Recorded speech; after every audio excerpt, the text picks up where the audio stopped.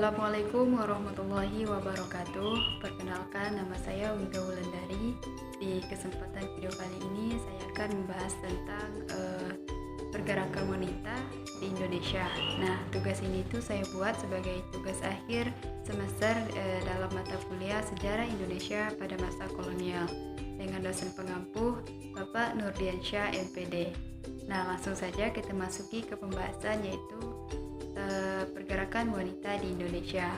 Nah, dalam video kali ini saya akan membahas tentang beberapa pembahasan. Yang pertama yaitu ada latar belakang dan sejarah pergerakan wanita, kemudian perkembangannya, serta kongres pertama dalam organisasi-organisasi wanita yang ada di Indonesia. Nah, pembahasan yang pertama yaitu ada latar belakang dan sejarahnya berdirinya organisasi-organisasi wanita di Indonesia atau pergerakan wanita. Nah, dalam pergerakan ini ada beberapa hal yang latar belakanginya. Yang pertama yaitu perkembangan politik etis pada masa penjajahan kolonial, kemudian yang kedua munculnya rasa nasionalisme akan kesadaran hak wanita pada masa itu. Karena dalam perkembangan politik etis, kaum wanita tidak diperbolehkan untuk mendapatkan pendidikan, hanya untuk kaum laki-laki saja. Kemudian juga selain perkembangan politik etis ini juga ada beberapa hal yang latar belakangi kenapa kaum wanita itu tidak berhak untuk mendapatkan pendidikan. Yang pertama itu karena adanya adat istiadat yang melarang kaum wanita itu untuk berpendidikan karena mereka dipaksa kawin pada usia dini. Kemudian juga dalam yang kedua itu kaum wanita itu direndahkan, derajatnya di bawah kaum laki-laki. Nah, dari awal abad ke-20 itu merupakan suatu kebangkitan nasional bagi bangsa Indonesia, yaitu pada pergerakan wanita. Nah, dalam pergerakan ini tuh kaum wanita ini terinspirasi dari pejuang-pejuang yang tentunya pada dahulu untuk melawan penjajahan seperti Cut Nyak, Cut Mutia, kemudian juga seperti Martha Christina yang dahulu berjuang untuk mempertahankan kemerdekaan. Nah, kemudian pada zaman dahulu wanita itu dianggap lemah dan derajatnya di bawah kaum laki-laki. Oleh karena itulah mengapa muncul pergerakan-pergerakan di Indonesia untuk melawan penjajahan, kemudian juga untuk memperjuangkan hak mereka di mata umum, bahwa mereka derajatnya sama dengan laki-laki. Mereka memperjuangkan derajat mereka untuk setara dengan kaum laki-laki, bahwa mereka berhak untuk mendapatkan pendidikan. Nah, kemudian dalam sejarahnya perkembangan pergerakan wanita ini dimulai dari tahun 1912, di mana dalam pergerakan ini muncul suatu organisasi yang bernama Putri Merdeka. Di dalam organisasi Putri Merdeka ini, para wanita itu berusaha memperjuangkan kehormatan mereka. Kemudian pada tahun 1920, pergerakan-pergerakan wanita di Indonesia itu semakin banyak dan bertumbuh dengan pesat. Kemudian pada tahun 1928 dilaksanakanlah kongres pertama organisasi wanita di Yogyakarta. Selanjutnya yaitu adanya perkembangan dan perjalanan dari pergerakan-pergerakan wanita di Indonesia. Dari pergerakan-pergerakan wanita di Indonesia ini tentunya tidak terlepas dari perjuangan salah satu tokoh yang sangat terkenal dalam emansipasi wanita pertama di Indonesia. Nah, salah satunya yaitu adalah R.A. Kartini. Nah, beliau ini merupakan salah satu tokoh pejuang Indonesia, tokoh pejuang wanita Indonesia yang berhasil memberikan pendidikan kepada kaum wanita, mewujudkan serta membangkitkan rasa semangat nasionalisme kepada kaum wanita di Indonesia pada masa itu. Nah, pada organisasi perempuan ini, mereka itu berusaha mewujudkan cita-cita mereka melalui pendidikan dan pengajaran. Oleh karena itulah kenapa R.A. Kartini dianggap sebagai emansipasi wanita pertama di Indonesia dan sebagai pelopor pendidikan pertama wanita di Indonesia.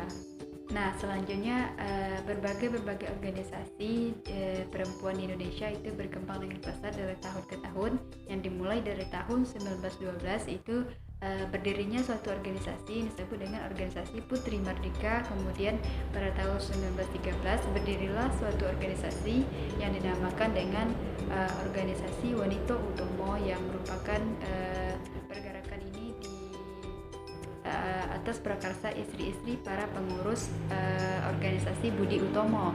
Nah, kemudian juga pada tahun 1921 berdirilah suatu organisasi dinamakan dengan Kartini Fonds atau Dana Kartini.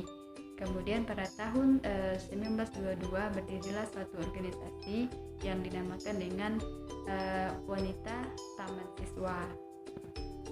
Nah, organisasi yang pertama yaitu adalah organisasi Putri Merdeka. Organisasi ini berdiri pada tahun 1912. Kemudian di dalam organisasi ini itu bertujuan untuk memberikan arahan kepada putri-putri atau gadis-gadis pribumi pada masa itu untuk memberi pengetahuan pentingnya pendidikan pada masa itu. Nah, dalam organisasi ini juga memberikan tujuan agar mereka mendapatkan kesetaraan dengan kaum laki-laki. Kemudian organisasi ini juga merupakan atas prakarsa dari organisasi Budi Utomo agar mendorong para gadis-gadis pribumi untuk terampil di depan umum. Ketua dari organisasi Putri Merdeka ini yaitu diketuai oleh R.A. Teresia Sabarudin dan wakilnya yaitu R.A. Sutina Pranoto. Nah, kemudian organisasi ini itu juga berusaha membangkitkan semangat para gadis wanita pada masa itu untuk terampil di depan umum dan memperjuangkan hak mereka untuk memiliki kesetaraan yang sama dengan kaum laki-laki. Organisasi selanjutnya yaitu adalah organisasi Wanita Utomo. Nah, organisasi Wanita Utomo ini merupakan organisasi yang berdiri pada 24 April 1921 di Yogyakarta. Nah, organisasi wanita Indonesia ini merupakan salah satu organisasi yang pendirinya merupakan dari istri-istri pengurus organisasi Budi Utomo. Nah, mereka ini itu berusaha mengembangkan diri mereka untuk sesuai dengan perkembangan zaman. Sebagaimana perkembangan zaman menuntut mereka untuk menjadi seorang yang terampil di depan umum. Dalam perkembangannya, organisasi Wanita Utomo ini menerima peserta dari berbagai kalangan untuk meningkatkan persaudaraan. Kemudian juga mereka bisa memberikan pengetahuan sebagaimana untuk menjadi seorang wanita sesuai dengan tuntutan zaman. Kemudian mereka memberikan ilmu pengetahuan dan kepandaian putri yang khas. Organisasi selanjutnya itu perkembangan dari Kartini Fonds. Nah, Kartini Fonds ini itu merupakan dana Kartini di dalam untuk mewujudkan cita-citanya untuk memulai sebuah pendidikan, di mana Kartini ini memulai cita-citanya ini memperkenalkan di kalangan masyarakat Belanda. Nah, organisasi Kartini Fonds ini merupakan prakarsa atas Tuan dan Nyonya van Deventer pada 27 Juni 1913 di kota Gravenhage. Nah, asal mula ide Kartini Fonds ini itu merupakan dari sahabat almarhumah Kartini itu sendiri, yaitu Nyonya Hilda de Bois-Boissevaille. Nah, kemudian bergabung dalam satu moto, yaitu di bawah naungan sebuah nama. Nah, kemudian terciptalah berbagai sekolah-sekolah Kartini atau yang disebut dengan Kartini School. Organisasi selanjutnya yaitu ada organisasi Wanita Taman Siswa. Nah, organisasi ini berdiri pada 13 Juli 1922. Nah, kemudian organisasi Wanita Taman Siswa ini diketuai oleh Nyi Hajar Dewantara. Nah, tujuan berdirinya organisasi ini yaitu untuk memberikan kesempatan kepada kaum wanita pada masa itu yang terikat oleh dengan hukum adat istiadat pada masa itu, seperti perkawinan paksa, menikah di usia dini. Kemudian juga memberikan kaum wanita itu semangat perjuangan, tidak hanya wanita itu bisa di dapur saja, tetapi mereka bisa terampil di depan umum.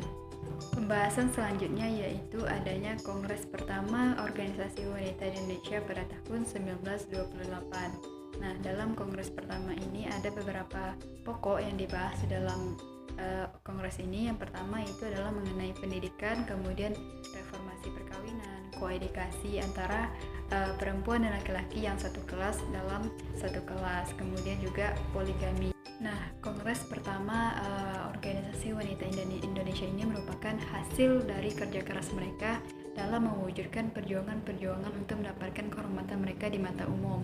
Nah, kemudian dari Kongres pertama Indonesia ini, Kongres Organisasi Wanita pertama Indonesia memberikan dampak yang begitu besar bagi kaum wanita, di mana kaum wanita itu sudah bisa mendapatkan pendidikan, kemudian dibukanya berbagai sekolah khusus untuk kaum wanita, kemudian juga terlaksananya Kongres Perempuan pertama Indonesia pada tahun 1928.